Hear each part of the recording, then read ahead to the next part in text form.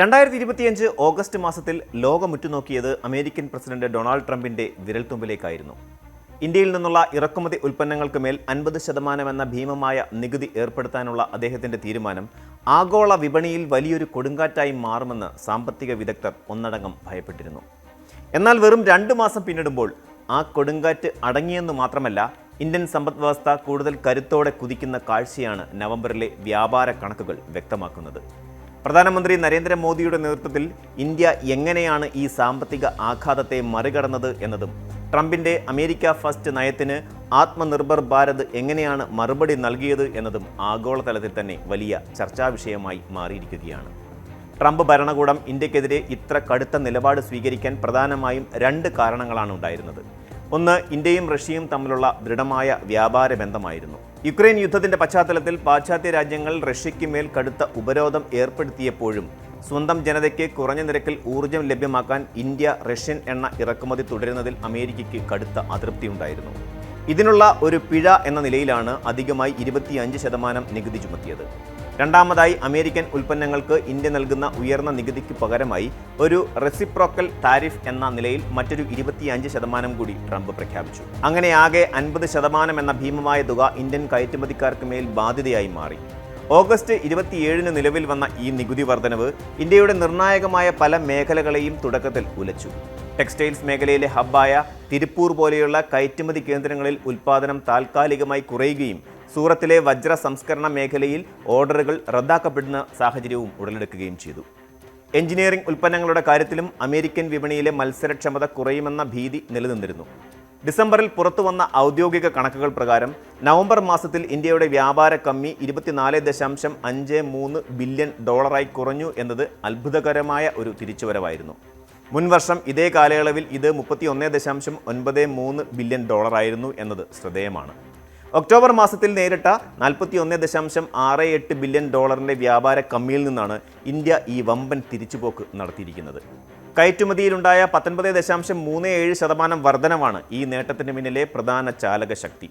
കൗതുകകരമായ വസ്തുത, 50% നികുതി നിലനിൽക്കുമ്പോഴും അമേരിക്കയിലേക്കുള്ള കയറ്റുമതി നവംബറിൽ $6.98 ബില്യൺ ഉയർന്നു എന്നതാണ്. ഇത് ഒക്ടോബറിനെ അപേക്ഷിച്ച് 10.7% കൂടുതലാണ്. എഞ്ചിനീയറിംഗ് ഉൽപ്പന്നങ്ങൾ, ഇലക്ട്രോണിക്സ്, ഫാർമസ്യൂട്ടിക്കൽസ് എന്നിവയുടെ കരുത്തിലാണ് ഈ തിരിച്ചുവരവ് സാധ്യമായത് എന്ന് കൊമേഴ്സ് സെക്രട്ടറി രാജേഷ് അഗർവാൾ വ്യക്തമാക്കുകയും ചെയ്തു. അമേരിക്കയുടെ ഭാഗത്തുനിന്ന് അപ്രതീക്ഷിത പ്രഹരമുണ്ടായപ്പോൾ ഇന്ത്യ വെറുതെ ഇരിക്കുകയല്ല ചെയ്തത്. മറിച്ച് വളരെ ആസൂത്രിതമായ ചില നീക്കങ്ങളാണ് മോദി സർക്കാർ നടത്തിയത്. കയറ്റുമതിക്കാർക്ക് ആശ്വാസം നൽകാനായി ഏകദേശം 25,000 കോടി രൂപയുടെ എക്സ്പോർട്ട് പ്രൊമോഷൻ പദ്ധതികൾ സർക്കാർ യുദ്ധകാലാടിസ്ഥാനത്തിൽ പ്രഖ്യാപിച്ചു. നികുതി ഭാരം കയറ്റുമതിക്കാരെ നേരിട്ട് ബാധിക്കാത്ത രീതിയിൽ തന്ത്രപരമായ ഇളവുകൾ നൽകുകയും ചെയ്തു. ഒപ്പം പതിറ്റാണ്ടുകളായി ചർച്ചയിലുണ്ടായിരുന്ന തൊഴിൽ നിയമ പരിഷ്കാരങ്ങൾ നടപ്പിലാക്കിയത് ഉൽപ്പാദന മേഖലയിലെ ചെലവ് കുറയ്ക്കാനും ആഗോള വിപണിയിൽ ഇന്ത്യൻ ഉൽപ്പന്നങ്ങളുടെ മത്സരക്ഷമത കൂട്ടാനും സഹായിച്ചു.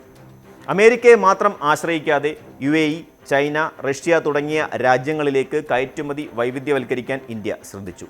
ഇതിന്റെ ഫലമായി UAEയുമായി വ്യാപാരം വലിയ തോതിൽ വർദ്ധിക്കുകയും ചൈനയിലേക്കുള്ള ഇലക്ട്രോണിക്സ് കയറ്റുമതിയിൽ അഭൂതപൂർവമായ വർധനവുണ്ടാവുകയും ചെയ്തു.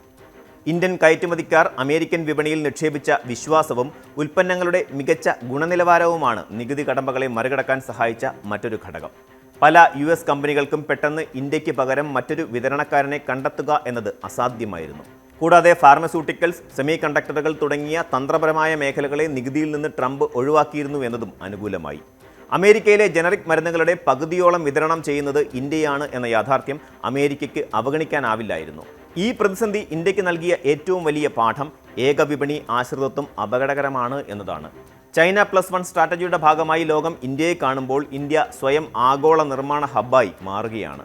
റഷ്യയുമായുള്ള വ്ളാഡിവോസ്റ്റോക്ക് ചെന്നൈ ഷിപ്പിംഗ് കോറിഡോർ പോലെയുള്ള പുതിയ വ്യാപാര പാതകൾ ഇന്ത്യയുടെ ഭാവി സുരക്ഷിതമാക്കുന്നു. ട്രംപിന്റെ താരിഫ് ഭീഷണി ഇന്ത്യൻ കയറ്റുമതിക്കാരെ തളർത്തുന്നതിന് പകരം കൂടുതൽ കാര്യക്ഷമമായി പ്രവർത്തിക്കാൻ പ്രേരിപ്പിച്ചു എന്നതാണ് നവംബറിലെ കണക്കുകൾ നൽകുന്ന ഏറ്റവും വലിയ സൂചന. ട്രംപിന്റെ 50% താരിഫ് ഇന്ത്യയെ സംബന്ധിച്ചിടത്തോളം ഒരു കടുത്ത അഗ്നിപരീക്ഷയായിരുന്നു എന്നതിൽ തർക്കമില്ല.